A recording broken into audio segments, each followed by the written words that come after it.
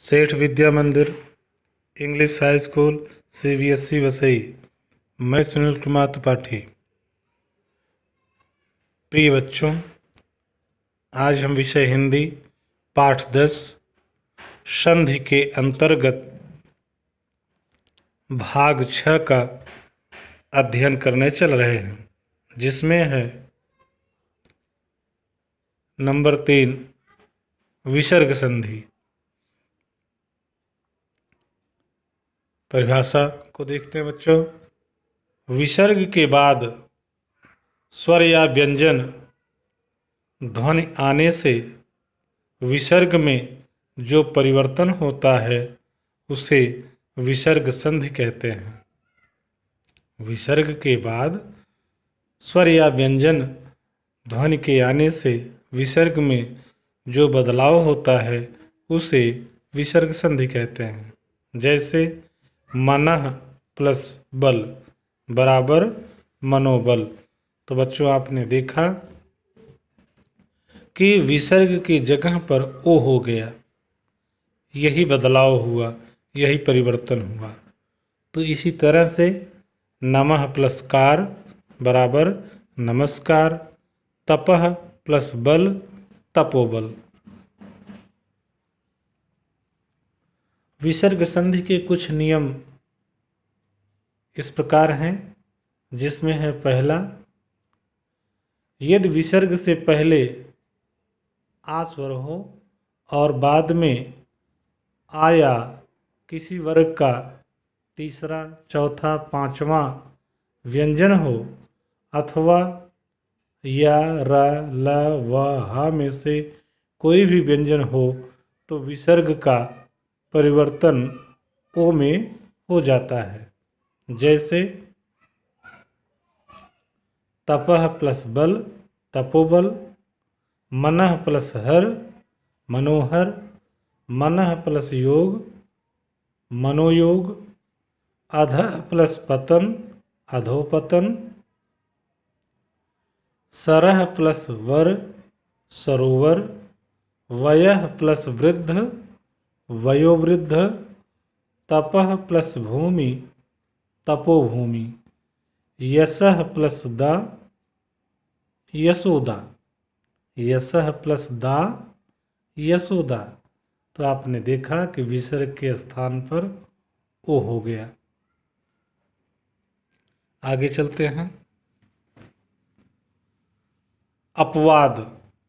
अपवाद का मतलब कि इस शब्द में, इस संधि में यह नियम लागू नहीं होगा।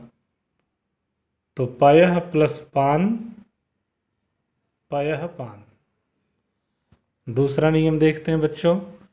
यदि विसर्ग से पहले आ अथवा आ के अलावा कोई भी स्वर हो तथा बाद में किसी वर्ग का तीसरा, चौथा, पांचवा व्यंजन हो, अथवा य, र, ल, व, ह में से कोई भी व्यंजन हो, अथवा कोई भी स्वर हो, तो विसर्ग का परिवर्तन रा में हो जाता है। जैसे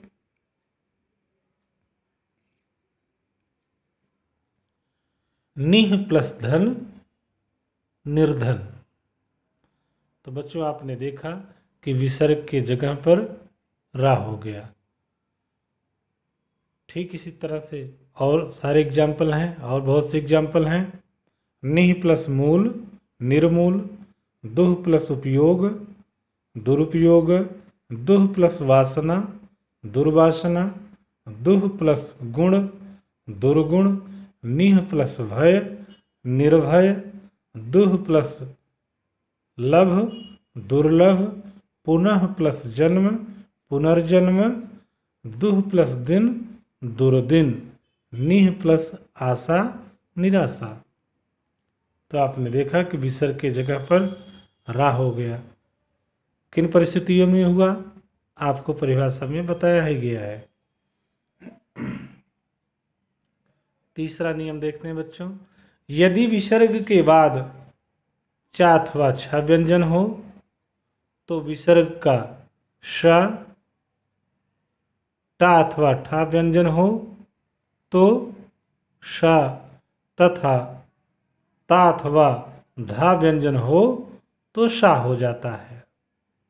आपने देखा, एक बार फिर से देखते हैं कि यदि विसर्ग के बाद चा या छा व्यंजन हो तो विसर्ग को शा हो जाता है, अथवा टाठा व्यंजन हो तो शा तथा ता अथवा था व्यंजन हो तो सा हो जाता है। जैसे निह प्लस चल निश्चल। तो आपने देखा कि विसर्ग के बाद चा व्यंजन आया है तो वह चा व्यंजन वह किस में चेंज हो गया है? विसर्ग श में, तो निश्चल हो गया। ठीक इसी तरह से और भी उदाहरण है, देखते हैं। निह प्लस छल निश्चल, धनु प्लस टंकार धनुष टंकार, निह प्लस ठुर निष्ठुर, मनः प्लस ताप मनस्ताप, नमः प्लस ते नमस्ते। अगला नियम चौथा, यदि विसर्ग के बाद स श श व्यंजन हों तो विसर्ग या तो उसी रूप में बना रहता है या अपने आगे वाले व्यंजन में बदल जाता है। जैसे निह प्लस संदेह निसंदेह निस्संदेह, दुह प्लस शासन दुःशासन अथवा दुःशासन।